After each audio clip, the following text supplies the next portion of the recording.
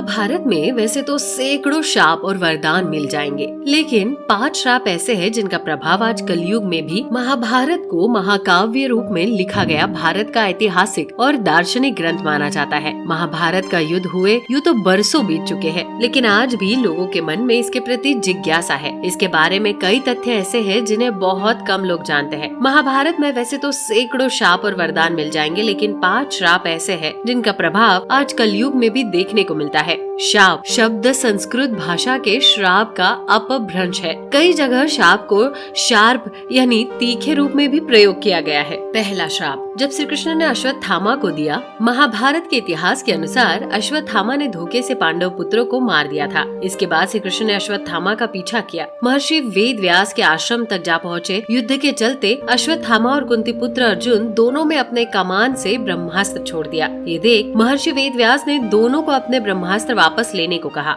आज्ञा मानते हुए अर्जुन ने अपना ब्रह्मास्त्र वापस ले लिया, मगर अश्वत्थामा को ब्रह्मास्त्र वापस लेने की विद्या नहीं आती थी। अश्वत्थामा ने अपना ब्रह्मास्त्र अर्जुन पुत्र अभिमन्यु की पत्नी उत्तरा की ओर कर दिया। श्री कृष्ण को अश्वत्थामा की इस गलती पर क्रोध आया और अश्वत्थामा को श्राप देते हुए कहा कि तुम 3000 साल तक पृथ्वी लोक पर भटकते रहोगे। तुम्हारे शरीर से लहू और पीप की गंध निकलती रहेगी। कभी भी और कहीं भी तुम पुरुष जाति से बात नहीं कर पाओगे और दुर्गम जंगलों में भटकते रहोगे।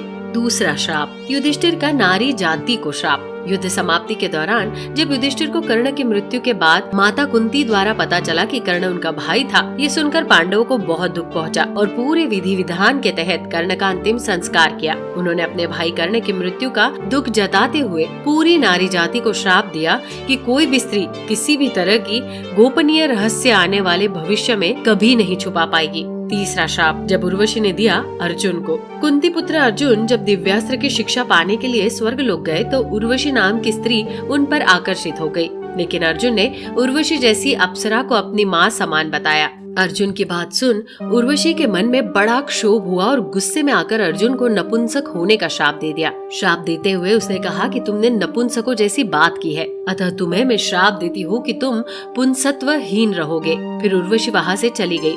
चौथा श्राप यमराज को मांडव ऋषि ने दिया था।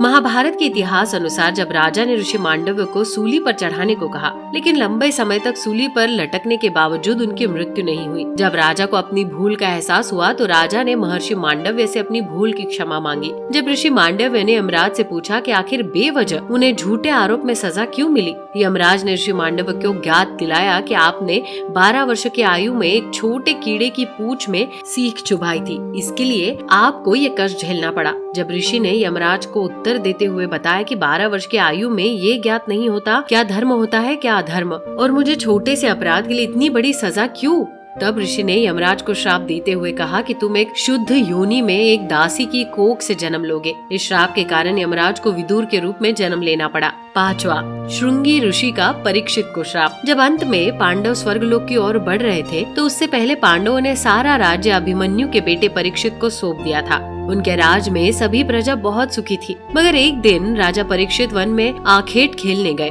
और वहाँ उन्हें शामिक ऋषि दिखाई दिए। ऋषि अपनी तपस्या में लीन थे और उन्होंने मौन व्रत रखा हुआ था। मौन व्रत के कारण उन्होंने परीक्षित की किसी बात का जवाब नहीं दिया और उन्होंने गुस्से में आकर शामक ऋषि पर मरा हुआ सांप फेंक दिया। शामक ऋषि के पुत्र श्रृंगी को इस बात का पता चला तो उन्होंने परीक्षित को श्राप दिया कि आज से 7 दिन बाद तुम्हारी मृत्यु तक्षक नाग के डसने से होगी। इसके पश्चात राजा परीक्षित की मृत्यु के बाद कलयुग की शुरुआत हो गई थी। तो दर्शकों, कैसे लगी आपको ये जानकारी, हमें कमेंट कर जरूर बताएं। साथ ही यदि आपको ये वीडियो पसंद आई हो तो वीडियो को लाइक कर चैनल को सब्सक्राइब जरूर कर दें। वीडियो में अंत तक बने रहने के लिए आपका धन्यवाद।